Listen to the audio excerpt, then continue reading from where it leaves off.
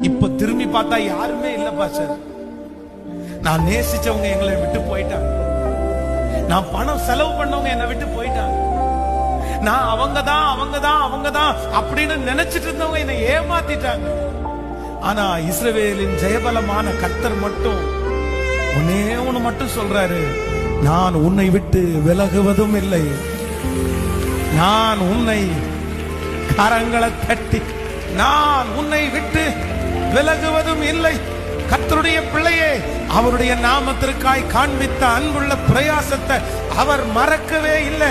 கர்த்தர் வாக்கு கொடுக்கிறார், நீ நேசித்த, நீ செலவு செய்த அவர்கள் எல்லாரும் உன்னை விட்டு கடந்து போனாலும், உன்னை அழைத்த, உன்னை முன்குறித்த, உன்னை தாயின் கருவிலிருந்து தெரிந்து கொண்ட கர்த்தராகிய ஆண்டவர் வாக்கு கொடுக்கிறார், நான் உன்னோடு கூட கடைசி வரையிலும், இதோ உலகத்தின் முடிவு பரியந்தம் சகல நாட்களிலும்